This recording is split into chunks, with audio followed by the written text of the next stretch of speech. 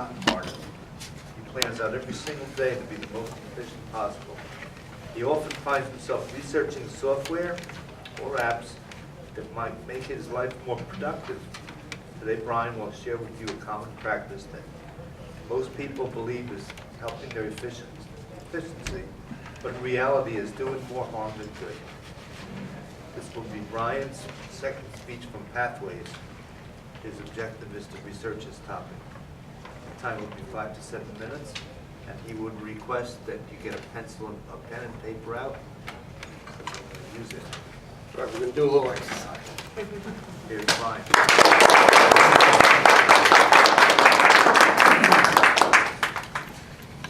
Thank you, Don. Good morning, fellow Toastmasters and guests. Good morning. Good morning. It's early morning. You arrive at your office.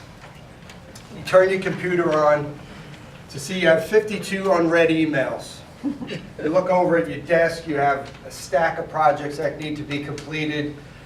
Your digital calendar is alerting you have 3 client meetings today. And last but not least, up on your whiteboard, you have 17 to-dos. How am I going to get all this work done? Well, for most of us, the answer is multitasking. All right, makes sense, right? If we do 2 jobs at the same time, we'll get twice as much work done. Sounds logical, right? But I'm sorry to say that multitasking does not work. Not only does it not work, the quality of our work suffers, and it's bad for our health. So why does multitasking not work? It doesn't work because our brains can only focus on one task at a time. When we're multitasking, we're actually just switching our focus from one task to another very rapidly. A lot of doctors and scientists actually call this switch tasking. Sure, we can do 2 small things at the same time. Like we can walk and talk, we can eat our breakfast and read the newspaper, but 2 complex tasks we cannot do at the same time. A great example would be texting and driving. You are either focusing on texting or you are focused on driving. You cannot do both at the same time. It's not possible. Why is multitasking bad for our health? Because when we're multitasking, it raises the stress hormone called cortisol. And we have high levels of cortisol. We feel mentally exhausted. I want to do a little exercise, everybody, that actually simulates switch tasking to try to help prove that it doesn't work. So everybody get pen and paper, and we're going to switch tasking is a thief, and number 1 through 21. There's 21 letters here. So I'm going to start a timer. I want everybody to write the sentence, switch tasking is a thief, and then write 1 through 21 below it. I'm going to call out a time. Just try to record the time that it takes you. Just get a good general idea. So I'll start a timer. Wait, I have a question, Yep. Professor. Are we supposed to wait till you start the timer to do it? Yes. Okay. Yep, I'll start the time. And, are everybody ready? Yeah, we are ready. All right, and go.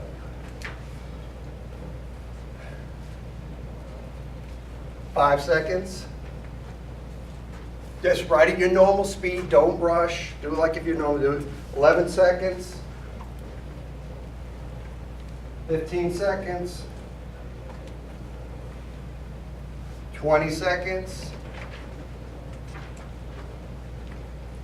25 seconds. And 30 seconds. Pretty much all we should be pretty close to getting that done within 30 seconds around there. So we're going to do another exercise. It's basically the same thing but different.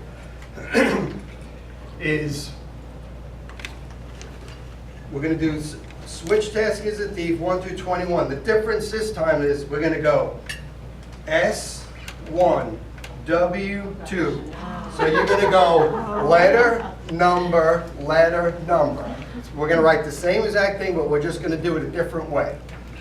And same thing, I'm going to reset the timer here. Is everybody ready? All right? And just normal pace, don't rush like if you're just doing some project at work or writing. And go. 5 seconds. 10 seconds. 15 seconds. 20 seconds. 25 seconds. 30 seconds. 35 seconds. 40 seconds. 45 seconds. 50.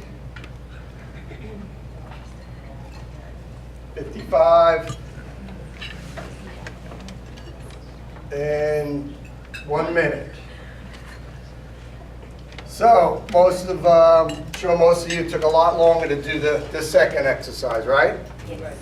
It's the same exact sentence, but it took almost maybe twice as long. How about the quality of your work? Is it sloppier? Is there mistakes, right? Yeah. And last, how did the second exercise make you feel? Was that a little bit more stressful? Yeah. So that is simulating switch tasking. So when we really think we're multitasking, we are just switching our brains from one exercise to the other, back and forth, back and forth, back and forth. So now that we understand it doesn't work, is there any alternative methods or systems of becoming more productive every day? Unfortunately, there's not. There's no secret system to become productive every day. I could give some basic tips that I think would help. One would be shut your office door. The key is to not being disturbed. Number 2, stop answering your emails all day long. Block out time. Answer them in the morning and answer them towards the end of the day. There's no emergency that you have to answer that email all day long. Someone's house is on fire, they're not going to email you, they're going to call you. And all the times that you're not blocking out time for your email, shut it off. Don't even have it on. If you're getting ready to do a project, turn your cell phone off. Even better, go put it in another room. Stop looking at your cell phone all day long. Just the key is to not being disturbed, not being distracted, and being able to be fully focused. Well, after doing the exercise and listening to my speech, I hope you guys look at multitasking in a new way. And remember, switch tasking is a thief.